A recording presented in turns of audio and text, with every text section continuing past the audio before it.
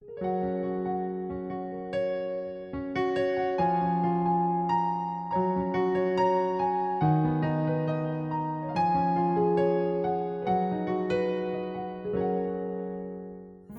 selamat pagi Bapak Ibu dikasihi Tuhan. Kembali lagi pada pagi ini kita akan bersama-sama merenungkan kebenaran firman Tuhan.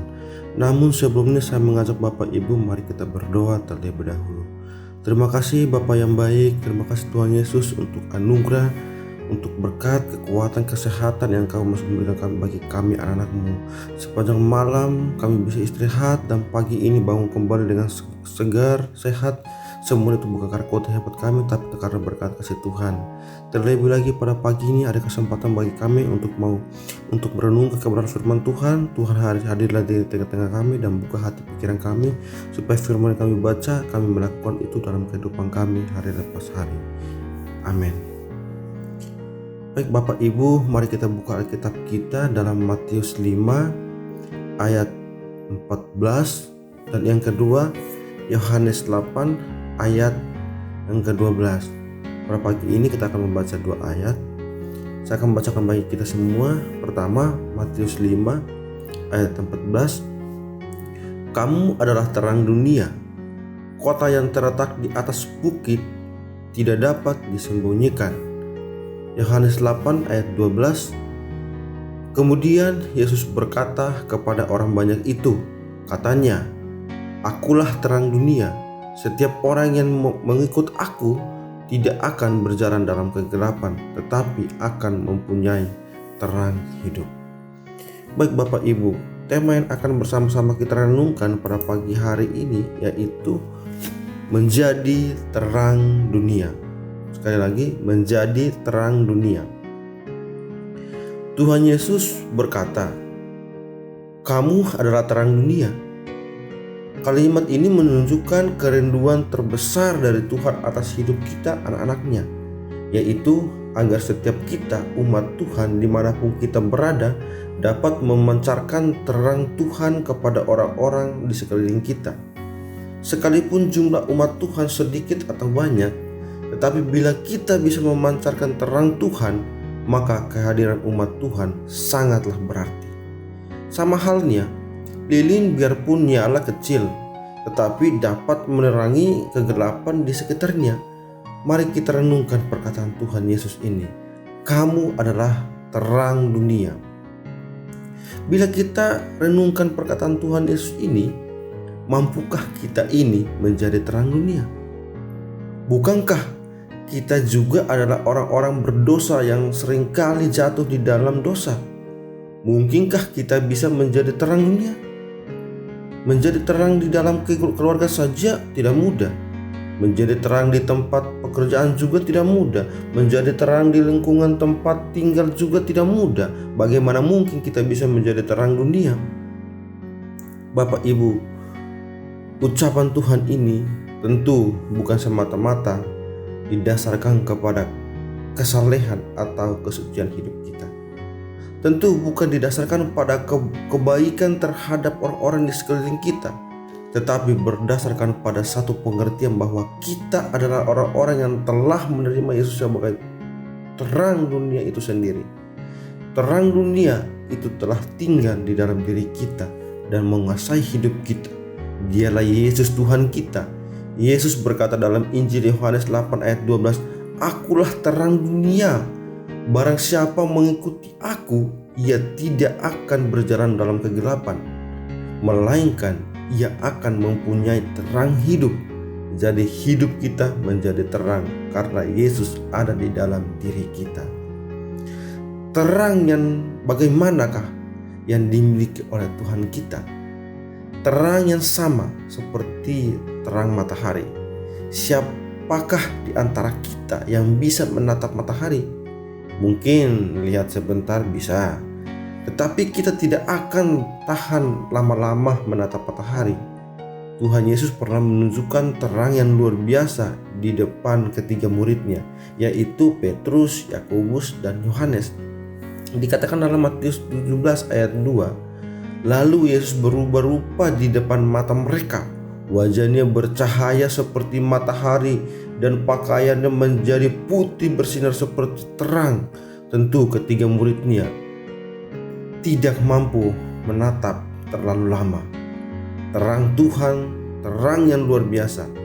Di dalam Yesaya 60 ayat 19 dikatakan demikian, bagimu matahari tidak lagi menjadi penerang pada siang hari, dan cahaya bulan tidak lagi memberi terang pada malam hari. Tetapi Tuhan akan menjadi penerang abadi bagimu, dan Allahmu akan menjadi keagunganmu. Jadi di surga kelak tidak perlu matahari seperti di bumi ini, tidak perlu bulan seperti di bumi ini, sebab Tuhan sendiri akan menerangi kerajaan-Nya di surga. Nah, Bapak Ibu, dengan kita memahami dari Injil bahwa Tuhan Yesus adalah pribadi yang sangat terang, dan saat ini pribadi itu ada di dalam diri kita masing-masing, maka pertanyaannya adalah, sanggupkah kita hidup di dalam kegelapan dosa? Sanggupkah kita menyembunyikan segala rahasia dosa kita di hadapan Tuhan? Tak seorang pun akan sanggup bersembunyi dari terang Tuhan. Memang dalam hidup sehari-hari kita bisa membohongi diri kita, istri kita, membohongi suami kita, membohongi orang tua kita, anak-anak kita. Tetapi ketahuilah bahwa kita tidak akan pernah bisa membohongi Tuhan. Sepandai apapun anak-anak Tuhan menyembunyikan dosanya, pasti semua akan disingkapkan oleh Tuhan. Ingat, Dia yang ada di dalam diri kita adalah terang dunia. Daud adalah contoh yang nyata. Begitu pandai Daud menyembunyikan dosanya, tidak satupun orang di Israel tahu kejahatan Daud. Daud berzina dengan Batseba. Daud membunuh suami Batseba, itulah Uria. Tidak ada seorang pun yang tahu. Daud tetap disanjung-sanjung sebagai raja yang hebat dan takut Tuhan. Tetapi tidak demikian dengan Tuhan. Tuhan tahu persis apa yang Daud perbuat. Melalui Nabi Nathan, Tuhan menegur Daud. Akhirnya Daud sadar akan dosanya dan dia bertobat. Daud sadar, sepandai apapun aku sembunyikan dosa, Tuhan yang adalah terang itu tidak bisa dibohongi. Bapak Ibu, ada seorang Kristen, dia kerja sebagai pegawai bank. Dia pandai di bidang komputer. Suatu hari iblis menggoda dia. Dengan kepandaiannya itu bisa membobol bank. Uang nasabah bisa ditransfer ke rekening dia tanpa bisa dilacak oleh pimpinan bank. Uang ratusan juta mengalir ke rekening dia dengan mudahnya. Tidak seorang pun tahu kejahatannya di depan komputer. Istri tidak tahu, anak tidak tahu, rekan kerja tidak tahu, pimpinan juga tidak tahu. Dia bisa beli rumah, bisa beli mobil, hidup mewah. Istri senang, cuma sayang, istri tidak curiga sama sekali. Dari mana sebanyak itu didapatkan? Akhirnya suatu hari Tuhan menegur dia dengan cara menekan pernafasannya. Suatu hari dia merasa sesak luar biasa, dada sakit, dia tidak bisa bernafas dengan lega.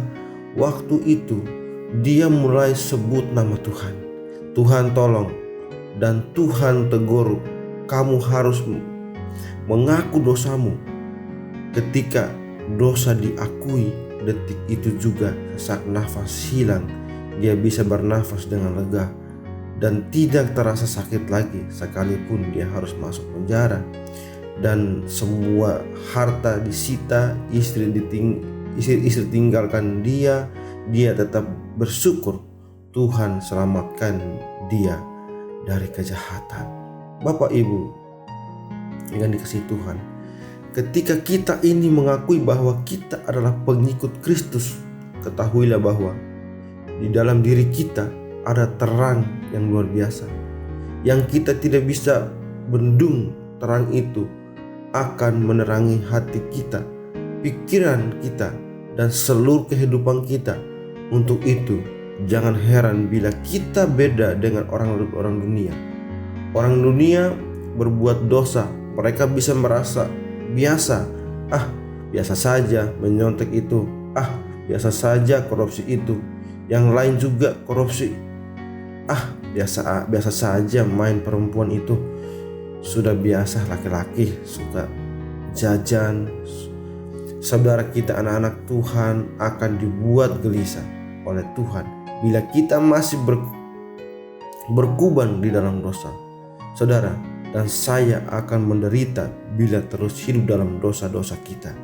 Kecuali kita bertobat, kita akan tenang. Sekali lagi, ingat Tuhan sudah menetapkan status kita.